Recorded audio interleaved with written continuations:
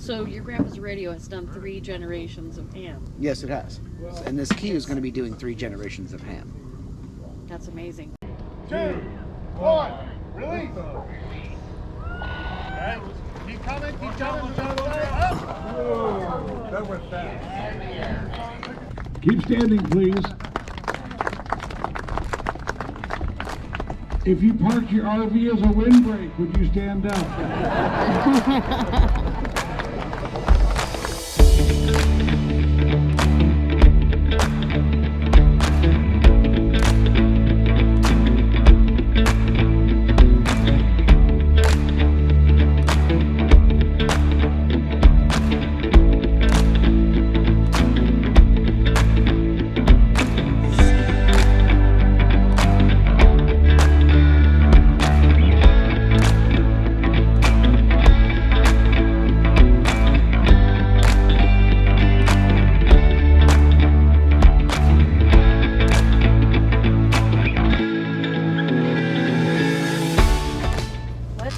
About your grandpa. Okay, Gramps. He's the one that started all of this, right? Yes, he did. Okay, tell me about grandpa. Well, Gramps was an advanced. His call sign was Whiskey Alpha 6 Charlie Papa Oscar. That's his key. That's his key. Did you want to show it to the camera? This was Gramps' key. Now, if you know anything about ham radio, how important the key is.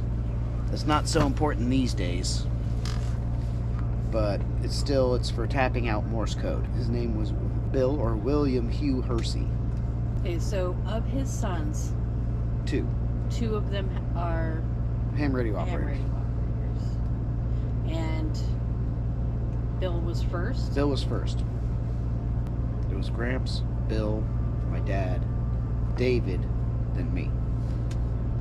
David got his technician class before I got mine, a year before.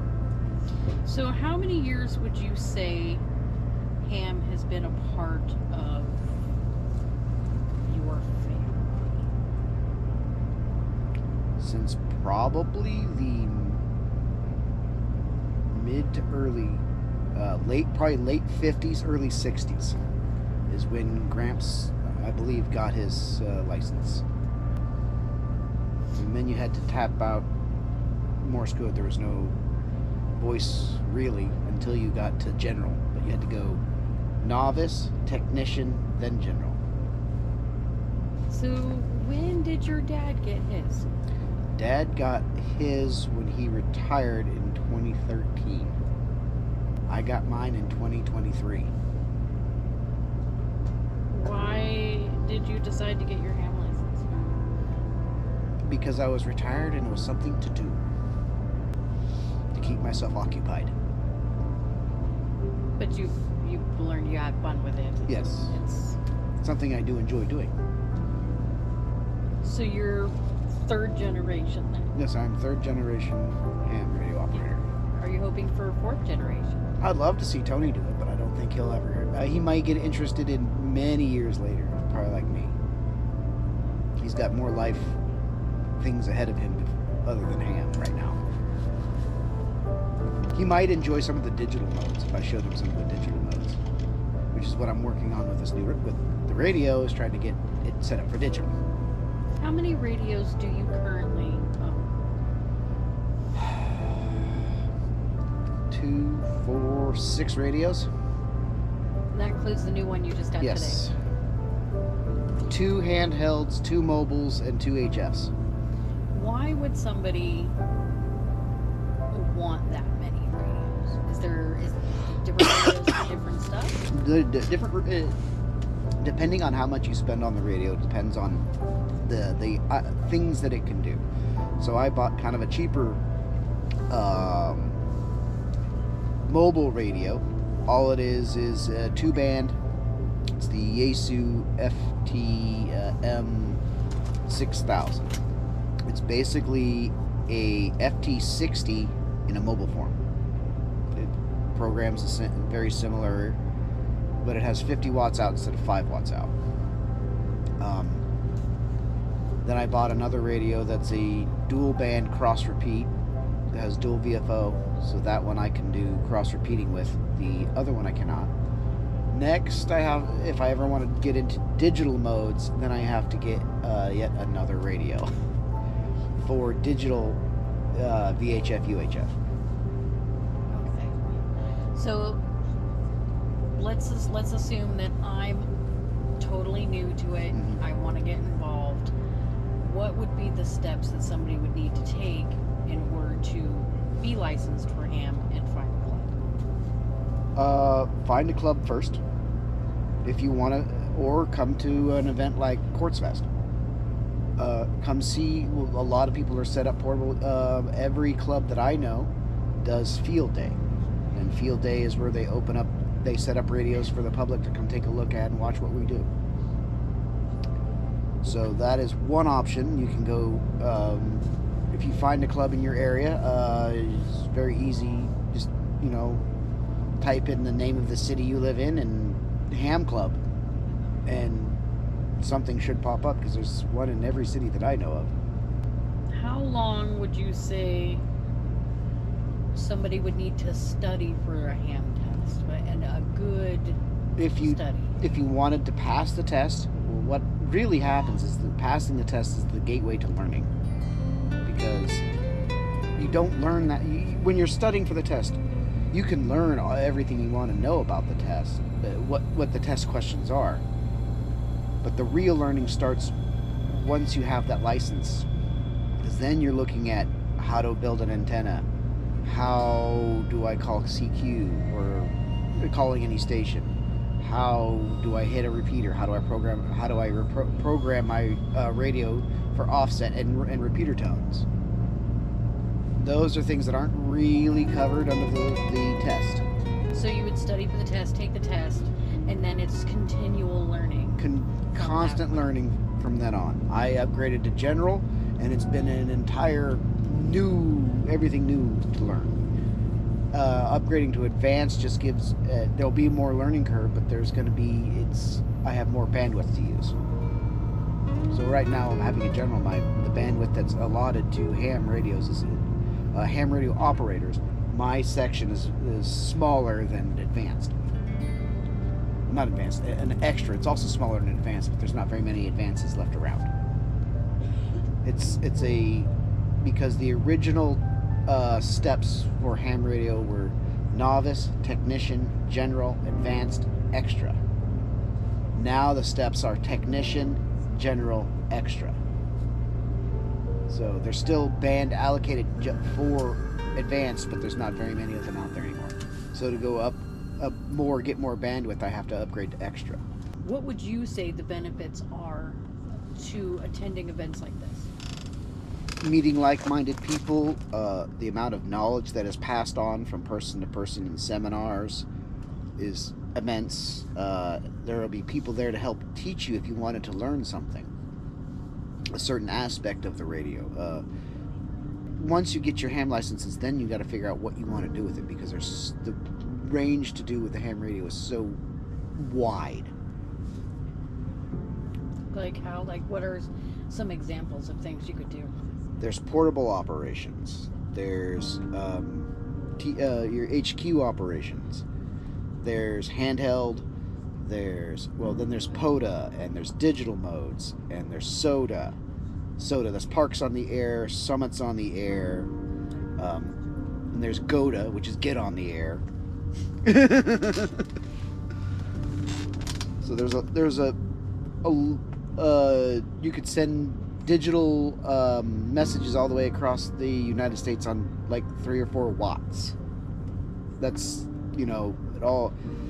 So in an emergency situation, you can talk to people. The slogan is, when all else fails, there's always ham radio. When all else fails, there's always ham. Because ham radio, if there's like an EMP, it's going to wipe out all of our radios, of course. But there's people out there with enough knowledge to rebuild a radio from my uncle, who was just talking about how he wants to go up into these hills and go find a crystal and make a radio out of it. Would be a reason that you would think that would help convince somebody to get their radio license? First, they have to have an interest in it.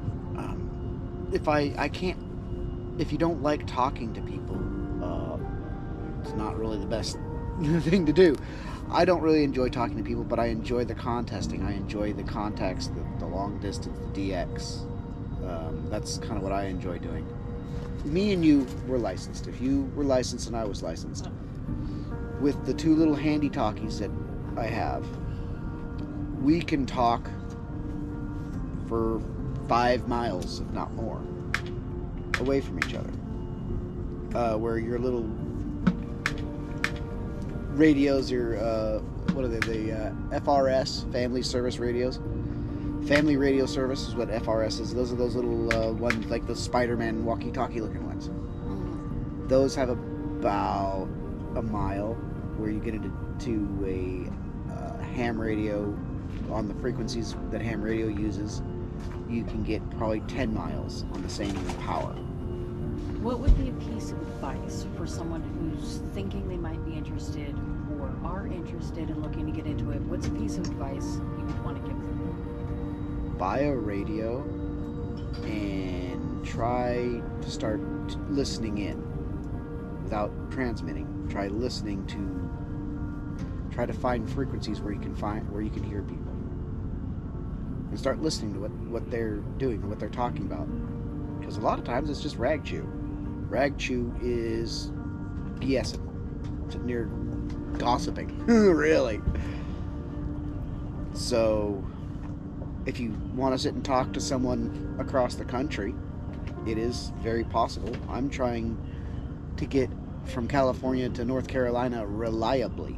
I've already hit North Carolina, but I haven't been able to do it reliably. So that's a goal I have set for myself. What are some of the most surprising contacts you've made? Different countries, different states. The most surprising one I've made was Japan, and we had a QSO at 20 watts. He asked me to turn my radio down to 5 watts, and then we went down to 1 watt. So I was from California to Japan on 1 watt. I've made California to Saskatchewan, which is all the way on the other side of Canada. On the east coast of Canada, all those little islands up there above Maine, I've made that on 20 watts. So that's another good contact I've made. Tell me about this Quartz Fest, Ham Fest thing. What is this all about? This is a bunch of like-minded people getting together, having fun, putting on a lot of seminars for teaching people about the hobby. If you wanted to learn, this is a good place to come to learn. If you wanted to learn about the hobby, there's ham fests all over the place. This just happens to be one of the larger ones. There's ham fests in Yuba, there's ham fests in Auburn, there's ham fests, but they're usually only a day, where this one is 5. So this one's where you come out and you camp with like-minded people, hang out and have fun. That's kind of the draw to it, because it's a lot of people who come out to enjoy the camaraderie together. We all enjoy this hobby, and we're all doing it for fun. A lot of people use it for there is a emergency communication site as well. There's on the VHF and UHF, there's a lot of FEMA stuff that goes on those frequencies. There's even on UHF, even on HF, that's where you're running WinLink. That's one of the digital modes that you can run is WinLink, and that's basically email through the radio waves. So you can be out in the middle of nowhere with no power. As long as you have a battery and you're a laptop that runs on a battery, you can send emails back and forth from whoever is, high mucky muck in charge. We need allocations for this. We need allocations for that. So there's lots of different aspects. What kind of seminars or classes could somebody expect to find coming to Quartz Fest? You can find seminars on antennas, seminars on first aid, seminars on how to program a radio, seminars on WinLink seminars on APRS, which is that's a VHF UHF digital mode, which is tracking through GPS, so you're sending up to a satellite and it's tracking you. There's seminars on crocheting. If you so desire, there was one for crocheting here this year. The topics vary greatly on the seminars that are given here for free. Now you have your grandpa's radio. Yes, I have his Kenwood TS430S. I have used it to make a couple of good contacts. One of the first contacts I ever made with that radio was sitting in the front yard of our house to a frozen lake in Chicago. I think it was the frozen lake in Michigan, one of the frozen lakes in Michigan. And that was one of my first long distance contacts that kind of got me involved in wanting to do more HF. Has your dad ever used your grandpa's radio? Yes, he has. So your grandpa's radio has done 3 generations of ham. Yes, it has. And this key is going to be doing 3 generations of ham. That's amazing. Do you think that your grandpa ever would have thought He tried to that he'd teach set me. up a legacy like this? I think he might have had an inkling because he tried to teach me Morse code as a kid. So your big dream then is just to see how far this rides. Mm-hmm. See where it takes me. Let's see what we can do with this. So 3 generations in, hoping for another 3? I would love to see another 3 go. With grandpa's radio? Yeah, his radio's already broken. It died about 6 months ago. So I have to find a way to get it. I've got to get it fixed. It's not a hard radio to fix. It's a very popular radio, so there are people out there who know how to fix it. I just have to find someone who knows how to fix it. Will you be here next year? That is the plan as of right now, unless things change.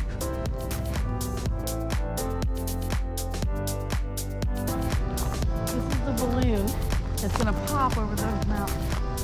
At like 100,000 feet or something, they said? yeah, like 100,000 feet or something.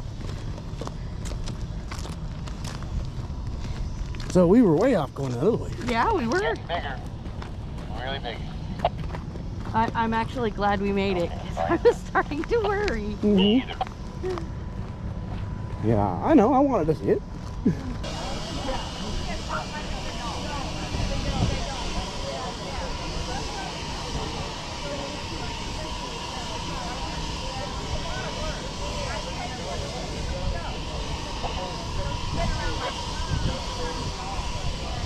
Two, one, release. Alright, keep coming, up.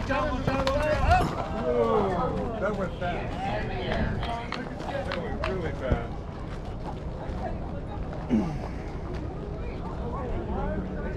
I'll have so much fun out here that I really hate to see it end. But all things have to come to an end. Quartz Fest operates, as you know, it's a free event, but we operate on donations only. If you don't have money to donate, then don't worry about it. But I'm going to pass around the jug here, and if you see fit to slide some money into the jug, we'd appreciate it. A lot of you have already donated, and we can't thank you enough for that. Give me a gun, don't be the thing. Thank you, AC.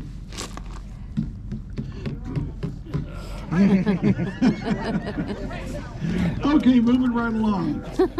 Quartz Fest 2025 will be held from the 19th to the 25th of January. I thought it was the 20th to the 26th, but I think this is a leap year, so we lost a day.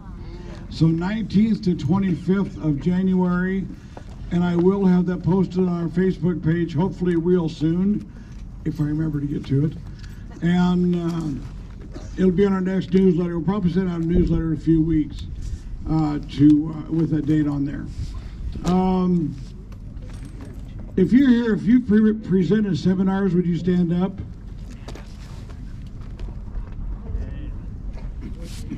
Please keep standing. If you led or helped lead the off-road trip, would you stand up?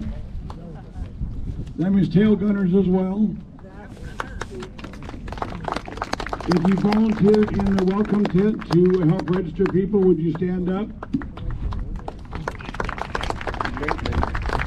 If you led a walkabout, would you stand up? Keep standing, please. If you parked your RV as a windbreak, would you stand up?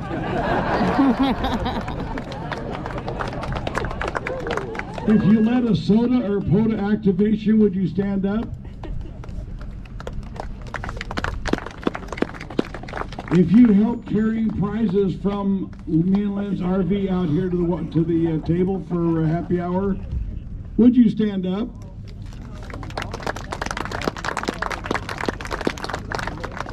If you volunteered in the special event station to help folks out, or even you, Tom, I hope, everybody that worked in the welcome station to help folks get on the air, please stand up.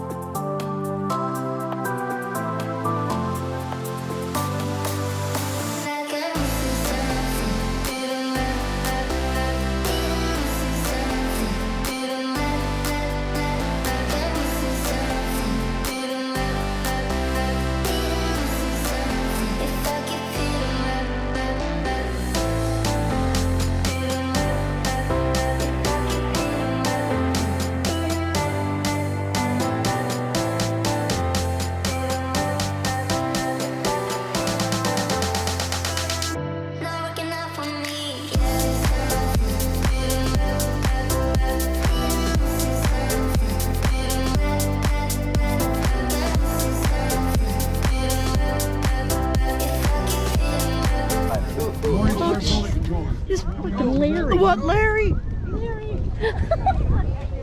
Dingwa.